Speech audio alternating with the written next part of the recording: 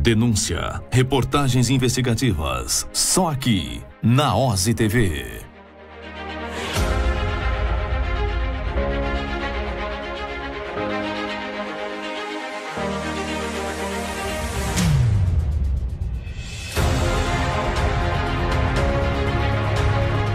OSI TV, de Itabuna para o mundo.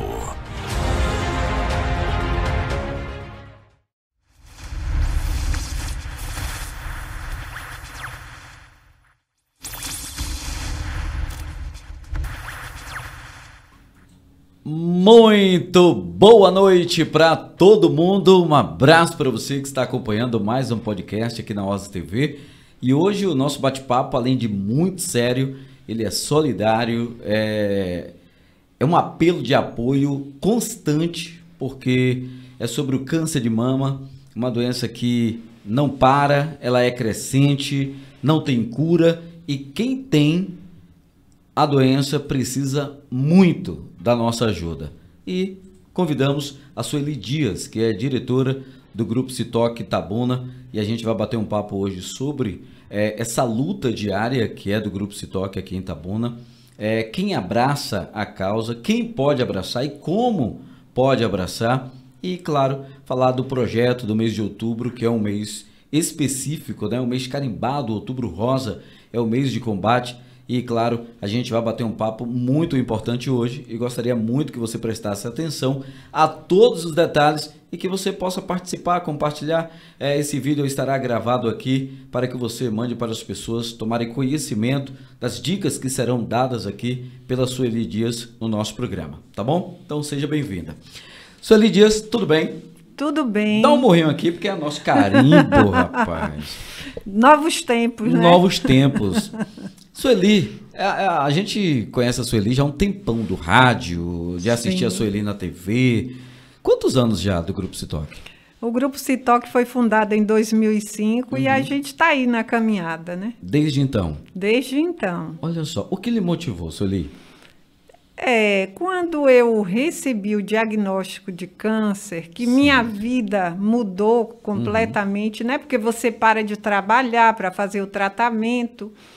E ao término do tratamento, foi inevitável, né? Sim. E foi quando surgiu a proposta, o convite da fundação do grupo, e eu estou lá desde então.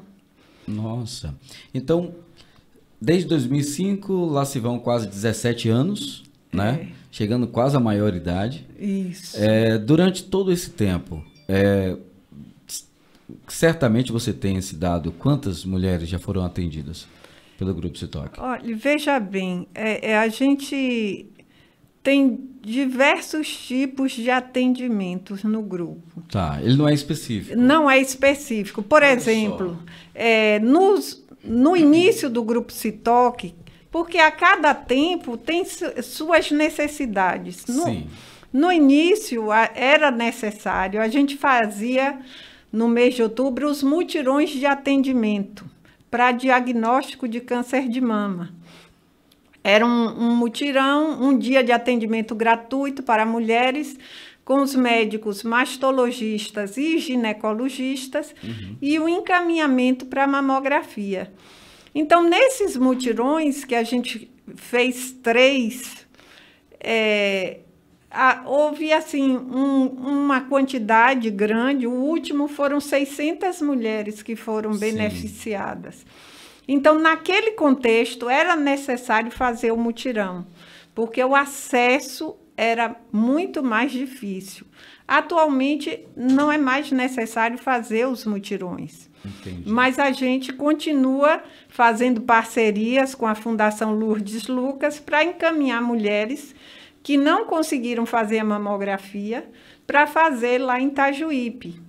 Olha só. Então, todos os anos, nesses últimos 5 anos, a gente tem, em diversas oportunidades durante o ano, nessa parceria, encaminhado mulheres para fazer o exame lá, quando não consegue fazer aqui. Sempre dentro daquela faixa que o Ministério da Saúde permite fazer sem motivo, né? A mamografia Sim. de rastreamento. Por outro lado, no dia a dia, a gente tem aquele suporte para quem recebe o diagnóstico.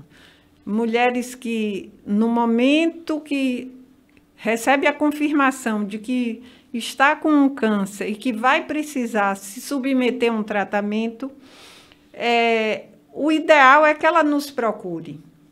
Sim. Que ela venha partilhar conosco. A gente gostaria de ser sempre o primeiro ombro amigo. Por quê? Porque quando uma mulher recebe a notícia e até ela assimilar aquela notícia, aceitar e respirar fundo e dizer, eu vou enfrentar, se ela estiver junto conosco, ela vai ter a oportunidade de ver diversas outras mulheres que vão lhe dizer, eu também já passei por isso, eu também já recebi o diagnóstico e deu certo, eu estou aqui. Vai compartilhar a experiência. E muitas vezes, quando a mulher, principalmente quando ela é o esteio da casa, ela a mantenedora, ela quer poupar a sua família. Entendi. Ela quer continuar se mantendo forte. Então, há uma resistência, né? Aí, se ela não quer partilhar com a família, e é compreensível, porque ela não quer fragilizar essa família, é conosco que ela tem que partilhar suas dúvidas, seus medos. E aí vem a questão do tratamento precoce, né, Sueli? Que é muito importante. Pois é, porque quando se fala em câncer de mama, existe a prevenção primária, que é aquilo que todo mundo pode fazer, que é evitar o álcool, o fumo, o sedentarismo, né? E isso é o que eu posso fazer para me prevenir, é a prevenção primária. Mas isso não vai me dar uma garantia de que eu não terei um câncer. E se ele surgir, o ideal é que ele seja identificado e tratado o quanto mais cedo possível, porque o tratamento vai ser mais rápido, vai ter um menor desgaste para a mulher, né? Se é no início, se não precisa retirar a mama por inteiro, tudo isso faz diferença. Claro.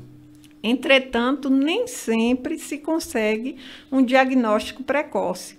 E é essa uma das preocupações que a gente tem hoje, porque ano passado, por conta da Covid-19, durante uma parte do ano, os estabelecimentos de saúde estavam fechados, os transportes pararam de funcionar, as pessoas ficaram em casa e muita gente não fez seus exames de rotina. Tem um falso positivo por aí, né? Um falso negativo, vamos dizer. Não é? Não que se sabe. Que o número não cresceu. Não foi feito o teste, o exame. Exato. Então, se havia um caso para ser diagnosticado em 2020 e não foi, esse ano ele já evoluiu. Sim. Então, essa é uma preocupação que perigo, a gente tem. Que risco que a mulher... a pandemia ainda trouxe tudo isso, né? Isso. Essa complexidade de descobrir que alguém esteja ou não com a doença. E não só o câncer de mama. Não. Outras doenças também. Outras doenças, como diabetes, como a hipertensão, e que, não tratado, traz grandes consequências para a vida da pessoa. Meu Deus. Me diz uma coisa, o câncer de mama, a mulher, normalmente a gente vê a campanha, e nada melhor do que estar falando agora com a Sueli, porque tem total experiência, já são 17 anos aí, praticamente na luta, e ouvindo experiência dela própria, experiência de outras pessoas. Como é que diagnostica, como é que a mulher consegue perceber que tem algo errado? De repente ela passa a mão e daqui a pouco ela, tem algo diferente aqui. Olha, o que é que você pode falar? A literatura dizia que os casos de câncer de mama, em sua maioria, era a partir dos 50 anos. Certo. Hoje, as mulheres estão sendo diagnosticadas em uma idade bem mais precoce. E o exame em que a própria pessoa detecta uma alteração é próprio de quem tem o hábito de se examinar, de se observar. Sim. Mas ele não deve ser a única forma de cuidado que a mulher deve ter.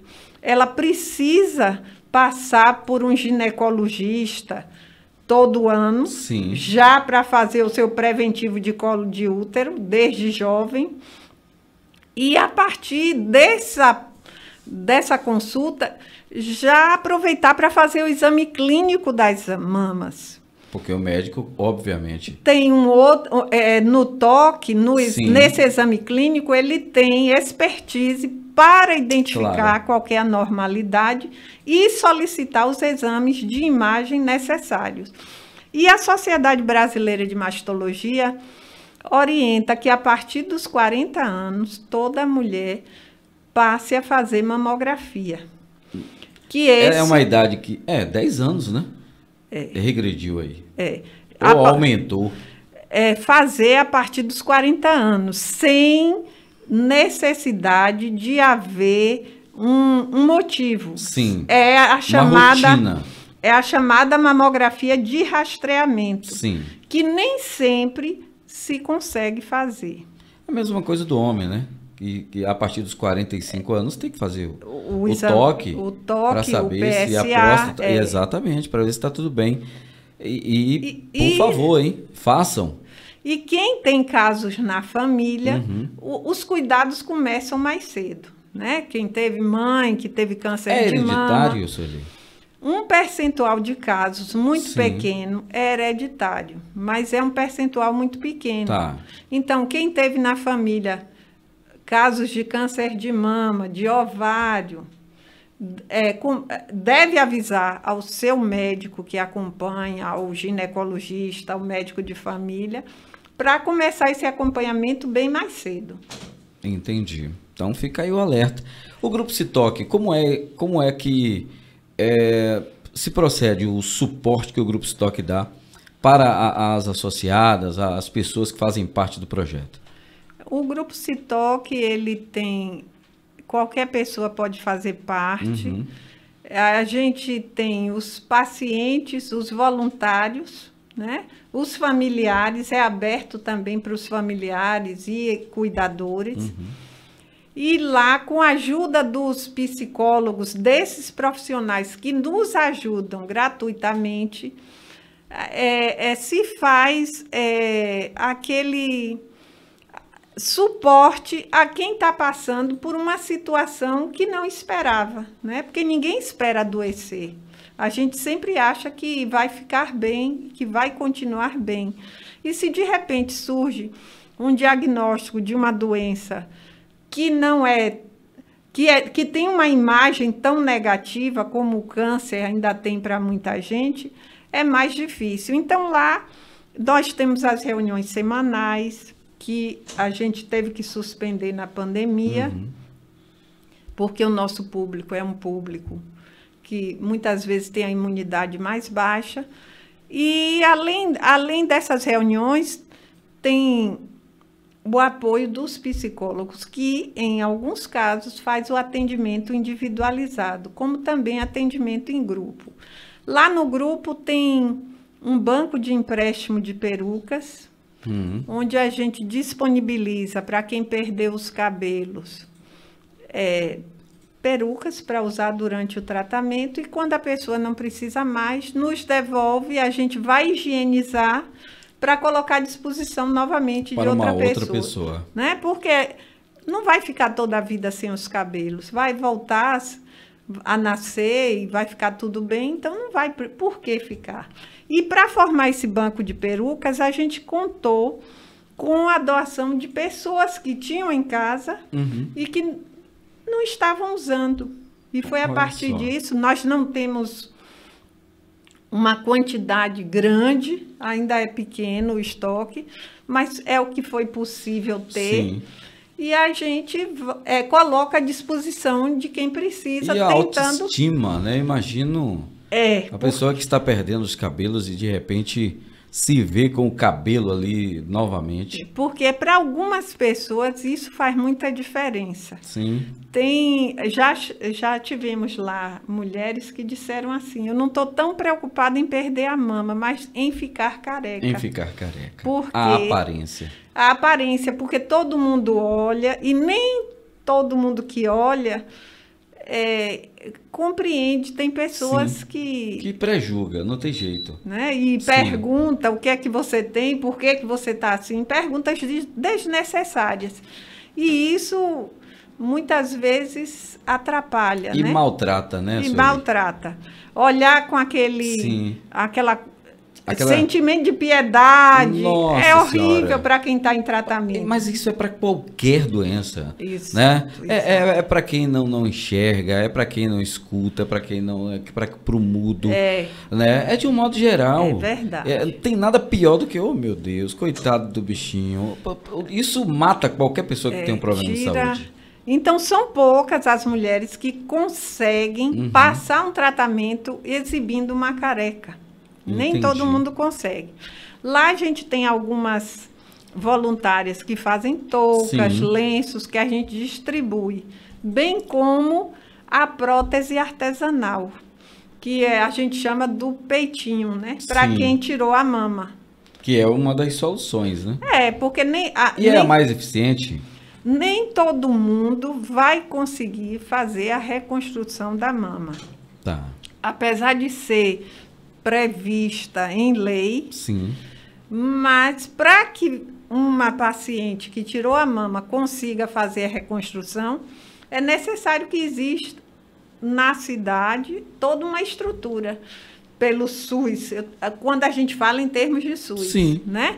Ter cirurgião plástico que atenda pelo SUS, ter um banco de próteses, é todo um processo E que não é fácil. Não e é não é fácil. barato. Não. E não é barato. Para aqui, o lugar de excelência para fazer reconstrução da mama é o Hospital da Mulher em Salvador.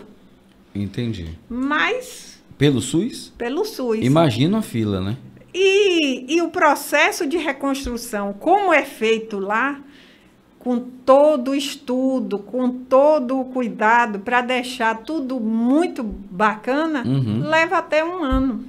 Meu Deus. Então, são muitas viagens, é preciso você ter dinheiro para as despesas. O sistema é pelo SUS, mas é igual uma faculdade, né? Porque A faculdade é pública, mas É, a estrutura é cara. é cara. Para você se manter numa faculdade. Então, não vai ser possível Sim. para todo mundo.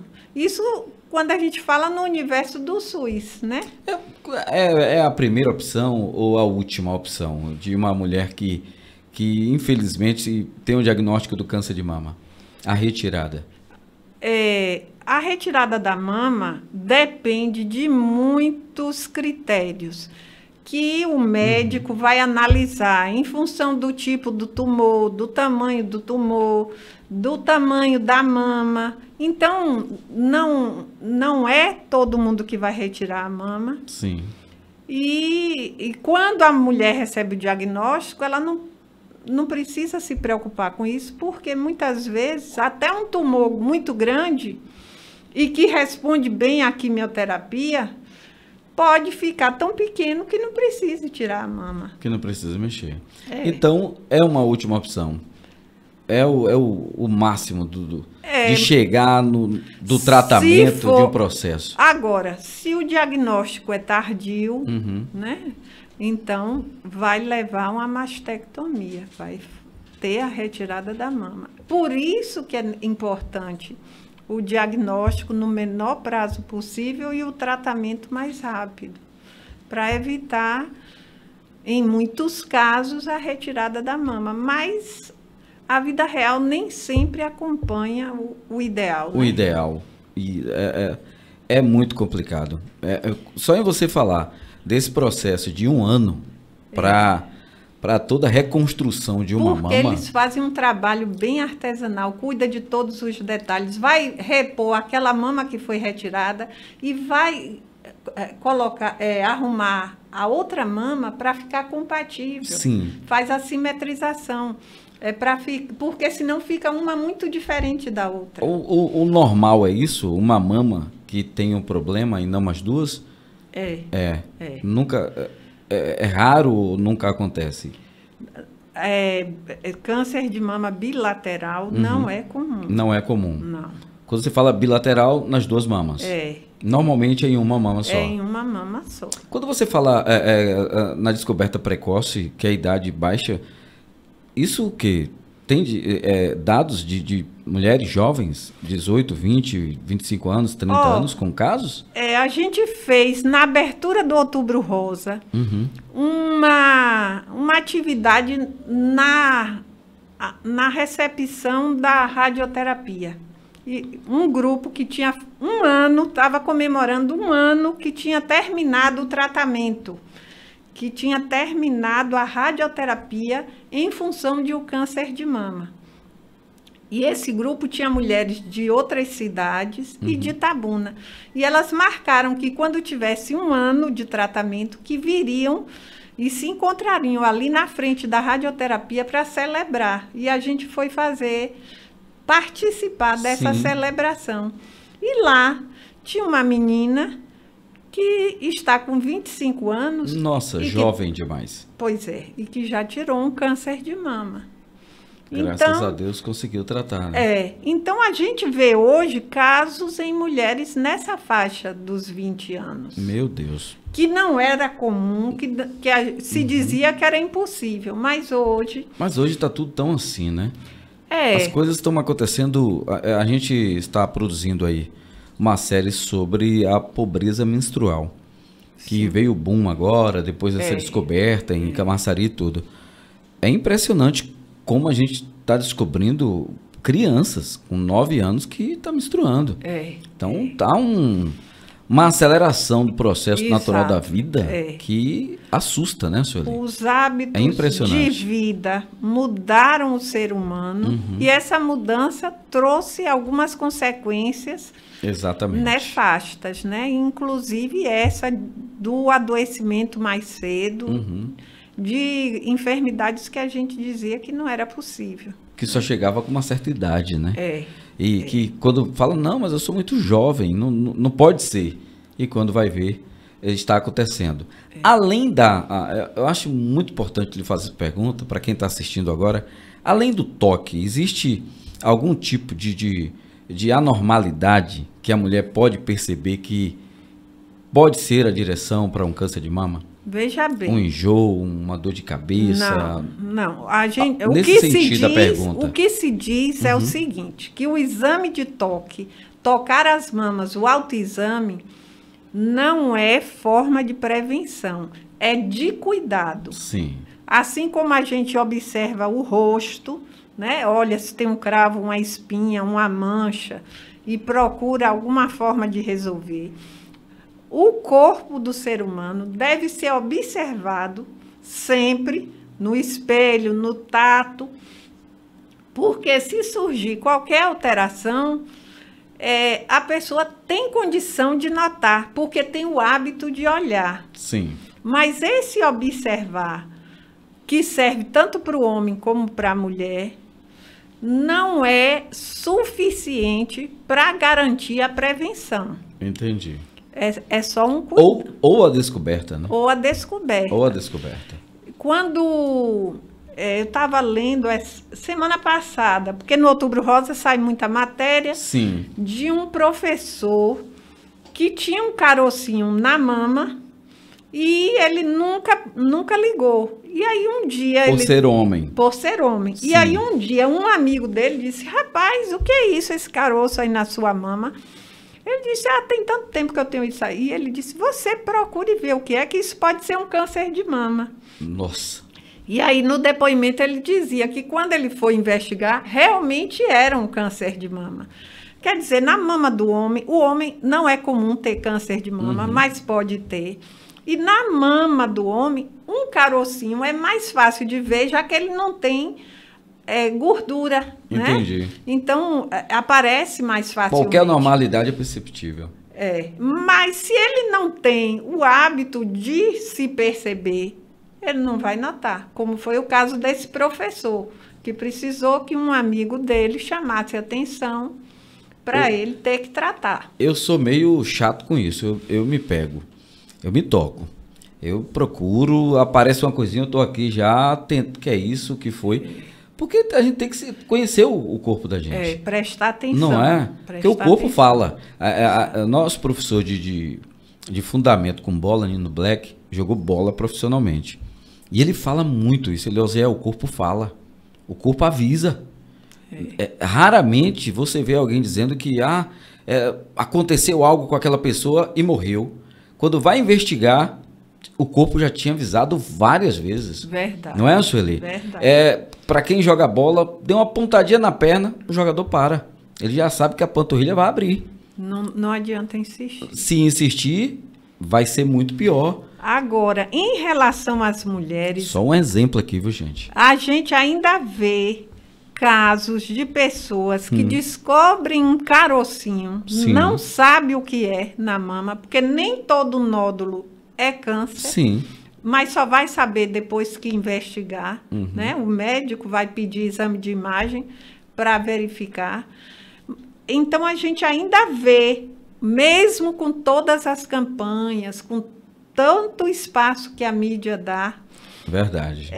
mulheres que, por medo, não procuram investigar e vai deixando. Preferem fingir que não tem nada. que não tem nada. Eu não vou Que não tá procurar. acontecendo. Não vou procurar doença. Sim. Porque a gente vai muito em comunidade. A gente tem um trabalho de educação popular em saúde que a gente vai às comunidades Muito para importante. falar.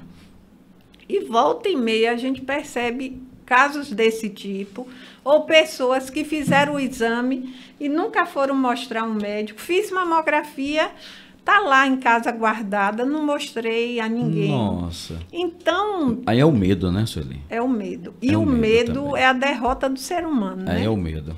Será que eu tenho ou não tenho? Né? E E hoje tem me perdoe interromper, mas hoje tem uma ferramenta chamada celular que tudo você pesquisa aqui.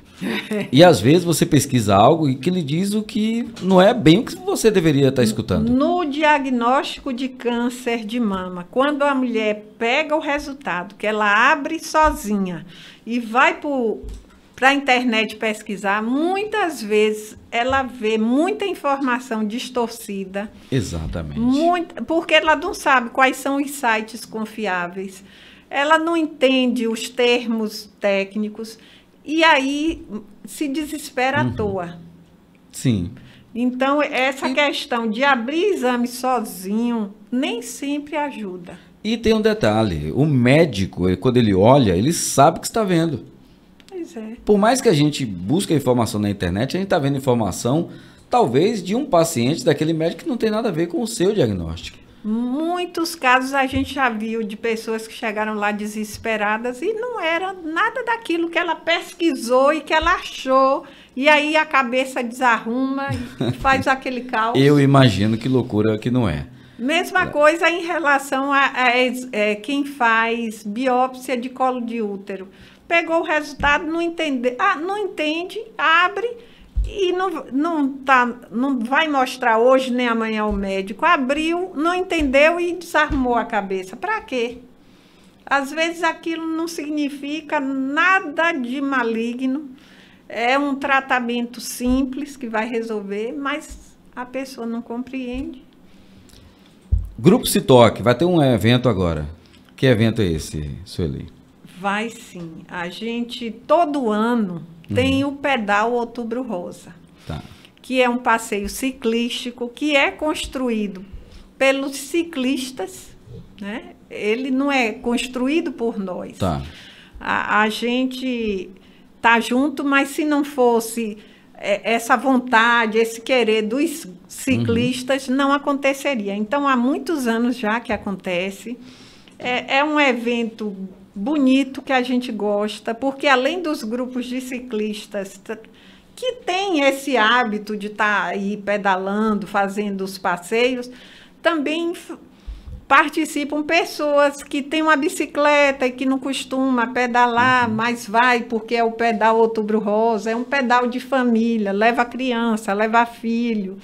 E vai gente que nem pedala, vai, porque sempre foi um passeio bacana. Sim. E nesse pedal sempre tem uma arrecadação de alimentos que a gente, na medida do que consegue, do que é arrecadado, a gente forma os pacotes e distribui para algumas famílias em situação de vulnerabilidade que a gente acompanha. Porque no Grupo Se Toque, Tem alguns pacientes que a gente termina acompanhando por conta do contexto da família. Sim. Né? Ele não é só o diagnóstico. Às vezes ele era o esteio da família e ele teve o diagnóstico, mas já foi um diagnóstico tardio, ele não se recuperou, ele é um paciente acamado e a família, o que está ali ao redor, não tem uma estrutura, financeira para manter. Então, sempre a gente tem algum paciente, eu imagino, em situação de vulnerabilidade que a gente acompanha até ele não precisar mais de nós. Aí o pedal vai ter essa arrecadação. Ano passado, com a pandemia, a gente viu assim algumas, porque tem pacientes que quando ficam curados, conseguem voltar a trabalhar Sim. e ter sua vida normal. Mas tem pacientes que não conseguem voltar para a sua vida de antes. Por exemplo... E acaba ficando dependente, né? A gente tinha uma paciente que ela era catadora de reciclagem. Depois que ela teve o câncer, ela não voltou para o lixão. Sim. Então, a vida desarrumou. Totalmente. Né? Sim. Tem paciente que ficou com sequelas da cirurgia, do tratamento, não pode mais exercer aquela atividade que ela tinha antes. Que é pesada. Que é pesada. Sim. E ela não tem estrutura, não tem formação para outras atividades. E já aí, não tem uma idade tudo. Que possa se inserir no mercado de trabalho. Olha só quanta complicação. Tem aquela que ficou viúva e que... Não tem a pensão, não tem a aposentadoria. Nem todo mundo consegue benefício, né? É isso que eu ia lhe perguntar. A pessoa que é diagnosticada, quais benefícios que ela tem? Que muita gente não sabe disso. Eu estava vendo a página do Grupo Citoc e vi vocês falando lá sobre FGTS, sobre fundo de garantia, sobre pensão. O que é que a pessoa que é diagnosticada com câncer e está ali comprovadamente através de um relatório médico que não pode trabalhar, o que é que ela pode fazer? Muitas vezes a gente tenta orientar nessas questões. Quando a pessoa que recebe um diagnóstico trabalha, tem uma carteira assinada, tem um emprego regular, ela vai ter o seu auxílio doença, ela vai poder, se comprovou que tem um câncer, sacar o seu fundo de garantia, se tiver saldo no PIS/PASEP, sacar. Tem os amparos legais que já são assegurados em lei, não só para câncer, mas para algumas outras doenças também. Tudo dá certo, né? Pelo menos nesse sentido. Mas se ela trabalhava sem amparo legal, se ela era autônoma e não recolhia, não tinha um carnê de INSS, na hora que ela parou de trabalhar para fazer o tratamento, ela está sem renda. Entendi. Se ela era o sustento da casa, que a gente vê muito isso, era autônoma e era o sustento da casa. A gente teve uma paciente que ela era cozinheira, aquela cozinheira famosa, diarista. Ela sabia cozinhar muito bem. Então era muito convocada. Então ela não tinha... hoje era aqui, amanhã ali, fazer o almoço de fulano, o jantar. Sim. Mas ela não tinha nenhuma contribuição. Nossa, não se preocupou também. Não. Então, ela não conseguiu nenhum benefício. Para quem é carente, que o grupo familiar não tem renda, né? Tem um benefício chamado LOAS, que em alguns casos a pessoa pode conseguir. Mas para isso, ela tem que atender determinados requisitos. Se na família tem mais pessoas que trabalham, aí faz o cálculo, divide a renda. Sim, da renda familiar. Que tem que ser 1/5, sei lá, do salário mínimo. Quer dizer, nem todo mundo vai conseguir. Então, a gente vê muito no universo dos pacientes pessoas que parou de trabalhar e não vai ter benefício. Acontece muito. Nossa. E que depois que termina o tratamento, não tem como se inserir no mercado de trabalho. E depois que termina o tratamento, tem ainda medicamento para se comprar. E algumas pessoas que tiraram a mama e que esvaziaram os linfonodos da axila, ela vai ter algumas limitações. Então, nem toda atividade dá certo fazer. A gente, por exemplo, se foi a mama direita, o lado direito, e ela trabalhava com... É uma destra? E a atividade era mais pesada. Uma cozinheira, por exemplo, não vai conseguir. Não vai conseguir. Uma cabeleireira, sim, não vai dar mais certo. Então, a gente tem esses casos. E mesmo quem tinha a Previdência Social, que pegou o auxílio-doença, muitas vezes, ao término do tratamento, ela tem alta, mas ela não consegue se inserir no mercado de trabalho. Porque no emprego anterior, ela não é mais compatível.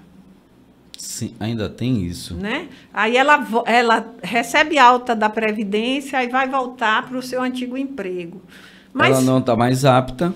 E o seu antigo emprego já achou uma pessoa que ficou durante o tratamento e aí prefere ficar com essa pessoa. Então, a gente tem muitas histórias. Muitas histórias. Tem outros benefícios que se fala, né? Quem ficou com limitação de movimento pode conseguir comprar um automóvel com isenção de impostos, mas o universo do Grupo Citoc, isso é irrelevante. E outra coisa, precisa de dinheiro para isso. Pois é. Então, só não trabalha e vai comprar um carro como? Não faz... Não enche os olhos Sim. Do povo que a gente convive. Entendi. Né? Porque o povo que a gente convive está vivendo uma outra realidade. Existe essa questão de uma dicotomia aí na questão do tratamento do câncer de mama, de quem participa do Grupo Citoc, essa divisão de classes, vamos dizer assim, ou não? Quando você fala nosso povo, você traz, eu percebo você trazer para uma realidade de famílias que realmente não têm condições financeiras. Aquela que prefere não participar? Geralmente. É bem isso? Porque quando se fala câncer, ainda tem um estigma. Sim. E muitas pessoas, ainda hoje, querem esquecer que um dia tiveram câncer. E aí, se eu frequento um grupo de pacientes... eu não vou esquecer. Não vai esquecer. Então, há pessoas que fazem tudo para fazer aquele tratamento o mais rápido possível e aí, depois disso, vida nova. Tá tudo certo. Não tem nada errado. Não tem. Agora, a maioria das pessoas que se tratam pelo SUS e que muitas vezes o tratamento leva mais tempo, porque... são medicamentos mais lentos. Não, às vezes, entre a suspeita e o diagnóstico, o tempo de fazer os exames demorou mais, né? O tempo para fazer uma cirurgia demorou mais, até autorizar. Então, leva mais tempo. É outro processo. Né? Leva mais tempo conosco. Porque quem tem o dinheiro resolve logo, né? Resolve. Vai o lá médico pediu os exames, agiliza. Vai e faz. E quem vai esperar autorizar, esse mês já passou a data de autorizar. Então tem que esperar dia 1º. Só mês que vem. Aí tudo isso vai atrasando. É uma luta, né, Sueli? É uma luta e muitas vezes... E que bom que tem pessoas como você que abraçam a causa. E muitas vezes a gente não consegue notar que os problemas de saúde pública, não são problemas de uma cidade só. Em termos de Brasil, as cotas do SUS são suficientes para atender a toda a população? A gente não se pergunta. O orçamento que é destinado à saúde, né? Que vem lá do governo federal e que a responsabilidade para a execução da política de saúde é do Estado e município. Exato. O município deve executar a política de saúde com aquele recurso e, se ele puder, complementa com mais alguma coisa. Mas isso que é destinado à saúde é suficiente para as necessidades? A gente não compreende isso, não enxerga. E eu acredito que é preciso que a gente tenha um olhar mais curioso, mais atento, para entender que a gente precisa pensar em formas de tentar mudar isso. Os recursos no mundo são escassos. Quais são as prioridades para o uso do recurso? Saúde é importante? Há alguma forma de se batalhar para que esses recursos sejam maiores? Ou a gente vai ficar brigando só na nossa cidade? Ah, não tem... Pelo mínimo. Pelo mínimo. Brigando pelo mínimo, né? Não pelo máximo. É preciso que a gente enxergue além das fronteiras da nossa cidade, em termos de política nacional de saúde. Compreendo o que você diz. Enquanto for tudo tão camuflado do jeito que é, porque por mais que tenha portal da transparência, mandamos X valores para determinada cidade, mas parece que o que chega para determinada cidade nunca é suficiente para atender a demanda que existe ali. Itabuna é uma cidade bem complexa em relação a isso. Porque Itabuna, além de atender a própria cidade, são mais de 120 pactuadas. Olha o que você disse. Há um reforço aqui. Se não pode fazer exame aqui, faz em Itajuípe. Né? Mas e as outras cidades? Fazem aonde? Né? Então, a gente tem que pensar, quando foi que se estabeleceu essas cotas de exame, de tudo? Em que ano foi? Qual era a população do país? Nossa! A população hoje é qual? Então, está dividindo... Acompanhou, né? Compreensível a sua conta. Evoluiu junto, né? A população saiu de 1 milhão para 2 milhões e as cotas saíram de 10 para 20? Então, é preciso que a gente seja mais crítico em relação a isso. Bacana esse interrogatório. Mais participativo, né? Sim. Eu não posso só tentar resolver o meu caso, né? Eu quero fazer um exame, eu peço ajuda do amigo para cortar caminho. E os outros? Como é que vão fazer, né? É difícil. Porque a gente... fulano mora na cidade vizinha, aí não consegue fazer lá, vem para aqui, cadastra que o endereço é daqui e consegue fazer aqui. Ele resolveu o problema dele. E os outros? Sim, até da cidade dele mesmo. Não é? Né? É com essa reflexão que a gente termina aqui, gente, nosso podcast, com a Sueli Dias, diretora do grupo Citoque Itabuna, vai completar 17 anos. E que bom que tem pessoas assim, viu, Sueli, iguais a você, que abraça a causa e que luta por esse povo aí, porque se não aparecer uma Sueli, se não aparecer iguais a um Miguelzinho da vida, que é uma pessoa maravilhosa, que faz parte do Grupo Amigos do Bem Itabuna, que abraça as instituições, se não aparecer pessoas que, olha, vamos fazer algo aqui, como o pessoal do pedal, o que seria de nós, né? Pois é, domingo tem pedal, domingo de manhã. Convocado todo mundo aí. Tá. Sueli, muito obrigado pela sua vinda aqui, viu? Eu que agradeço. Parabéns pelo seu trabalho, parabéns pelo seu trabalho. Um abraço, gente. Fica por aqui mais um podcast. Domingo tem pedal, Outubro Rosa, e participe. Se você não for participar do pedal, não gosta de bicicleta, leva lá seu quilo de alimento, seja solidário, assiste, filma, leva seus filhos, faz um passeio com a família, porque é muito bacana, é muito bonito e você está convidado por a gente. Abraço para todo mundo e até a próxima. Denúncia, reportagens investigativas, só aqui na OSI TV.